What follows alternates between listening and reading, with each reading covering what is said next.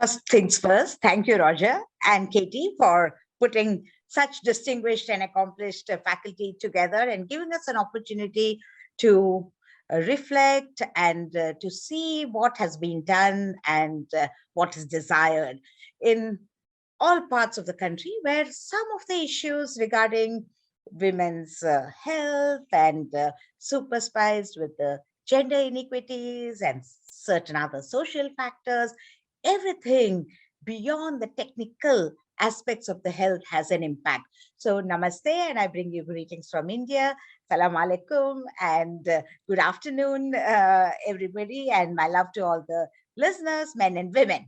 Because somebody asked the question right at the beginning, why are men not in this panel? Roger is representing the men here in this brilliant brainstorming discussion. And I think that paying attention to the women's health at every point in her lifespan really, really matters, because women's health is nation's wealth, because the key person, in the family is the woman who is at least in the low middle income countries, she's in a sacrificial mode. She will do everything for everybody, and the last and the least is her own health and her own self and the concerns to herself.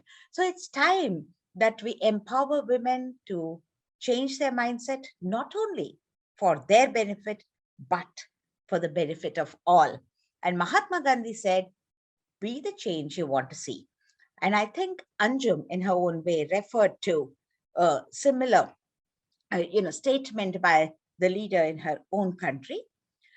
Well, if you want to see the change, then every person in this world has to have the conviction to make the change within themselves, and in a ripple effect, as if to say, if each person changes, if each girl, each woman, each boy, each man, each family, each village, each town, each country, then yes, the change will be perceived. But this is a slow motion phenomenon. One generation doesn't live until the perception or the palpable changes happen, but still we've got to be at it. And very clearly it has come across through the panelists that we need to be persistent, because things don't happen overnight. It's a attitude change. It's a behavior change. So I was talking to you about the life course approach, and we as obstetricians or the gynecologists in the women's healthcare space, how do we look at it? Well, life's lessons and breaking the bias. Right? If everybody, as I said, breaks the bias at every point in the life, then there is likely to be a transformational change in the centuries to come. Well, then, speaking about India and also similar situations and the context in many low-income countries, which are very special in a way to our countries. If I reflect on my own life as an individual, it all depends on into which family you're born, where you're placed, what is the parental attitude and education, how economically independent and empowered you can be, and your life can be pretty much different from many other girls and women in the country. That is indeed the truth. And when we grew up in our own families, with all credit to my mother, who made no distinction whatsoever, whether it was the son or the daughter, equal opportunities given, and it was up to us to pick up those opportunities and challenges as well, and in a way to say, to build our own lives and own careers as we move along. To have the will to do whatever you want was always her message, and it was often emphasized education, education, education. So that was what the family focused on. And we always thought where there is a will, there is a way, but otherwise there could be only excuses. And we went on to do whatever we aimed to do and indeed accomplished that. But when into the thick of practice, as the years went on and the mind started maturing, to look at the very girls and women quite beyond the problems, the last piece of the problem which they would have presented to us with, something that they have not spoken, something that is beyond the medical problem, that kind of sensitive attitude started developing as we went along in the medical practice. There is a whole section of what is called a social obstetrics. What is her social circumstance which makes her what she is? But the attention was never ever paid to that. It was up to an individual practitioners to pick it up or not, or they can always say that they are disconnected from that. They have come to fix a problem. Let's move ahead, fix it, and we are done. So again, let me focus as a chair of the Well Women Healthcare of FIGO, which is our international organization. The approach to be taken is a life course approach. So what is happening in a country? When ideal is that everybody should change their attitude, can it always work? Why do we need the laws? Why do we need the enforcement of the laws in a strictest possible manner? Why the change cannot happen by itself? Well, when you hear the stories of about 1 million girl children missing per year, that is documented, not documented, heard of, not heard of, you're not even sure, but you know of the fact that female feticide is a reality. Who is asking for it? Why they're asking for it? Who is offering it?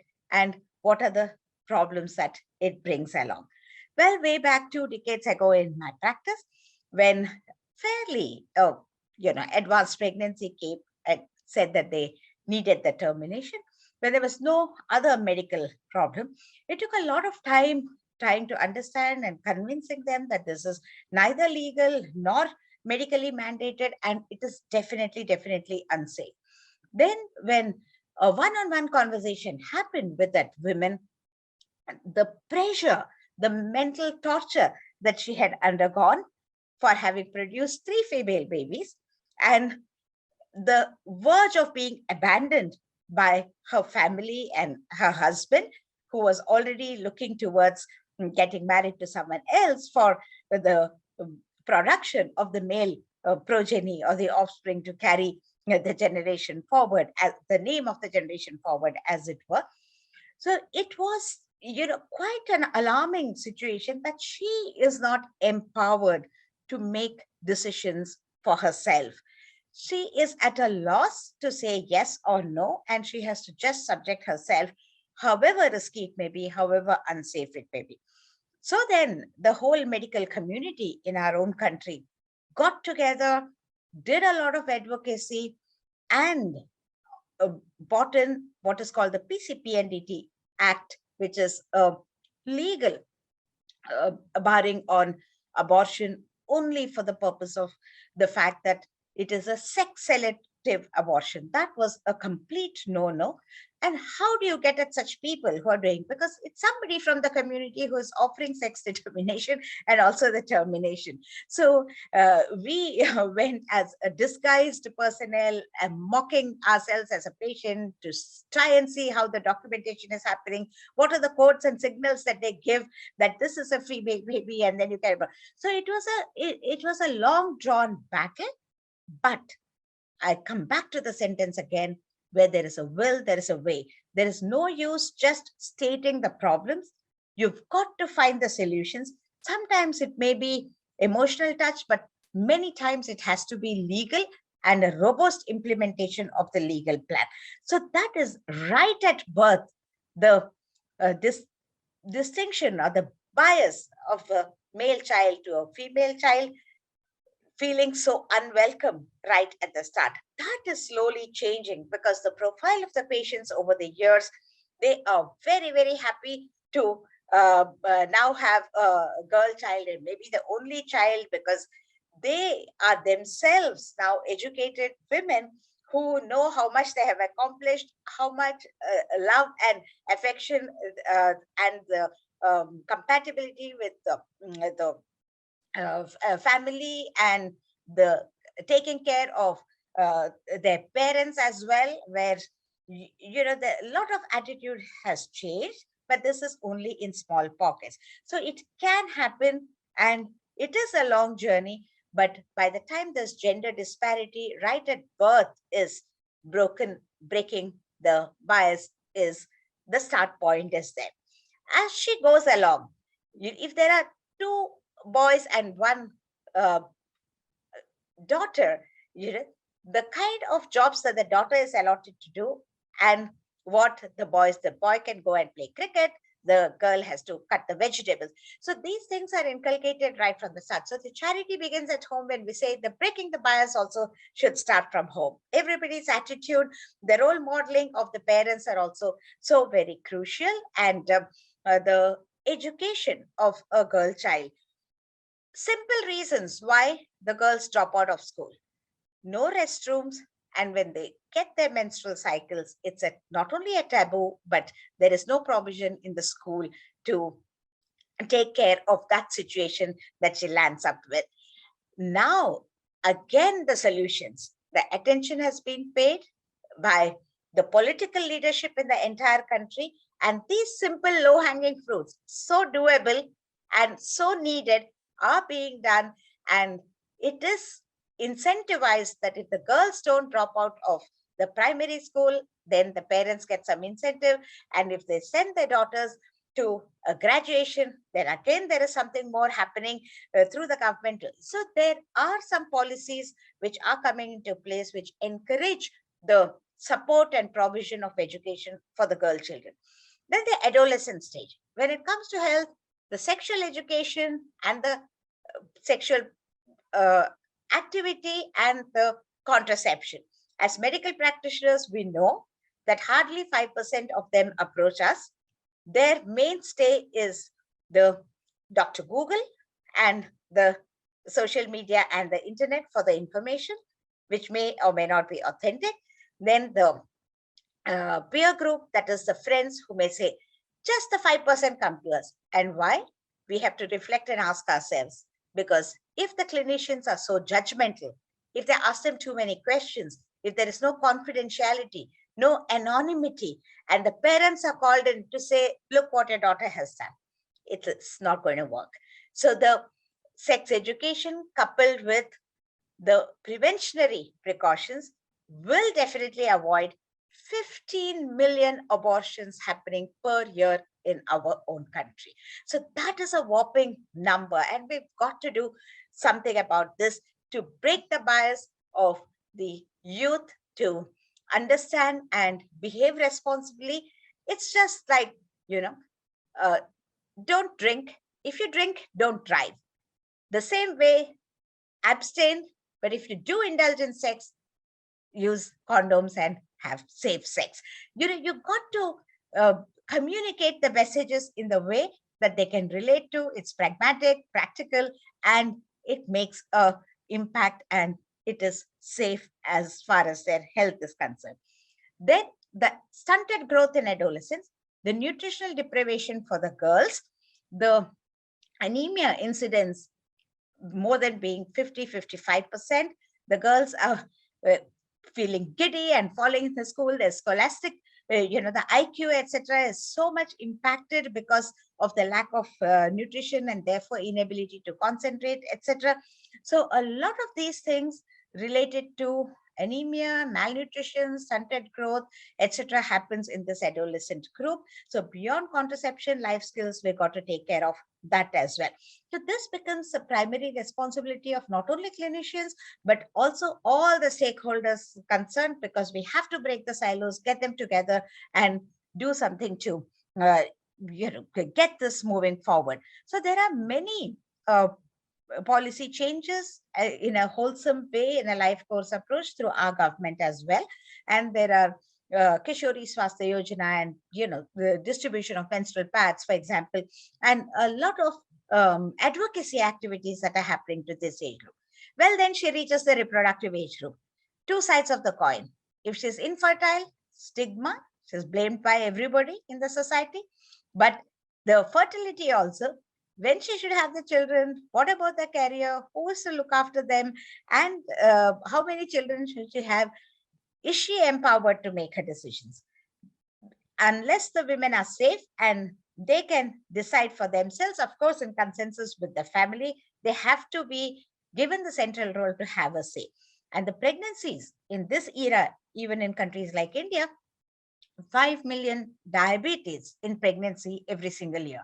That is becoming a huge menace, because today she has pregnancy and diabetes when she's just 22 years old, but by the time she's 28, she has full-blown diabetes. So we are creating a whole generation of unhealthy individuals with non-communicable diseases, and the baby which is programmed in her womb is also programmed in a way that this will unfold in early adulthood. So it's a tsunami of the next generation with all of these diseases.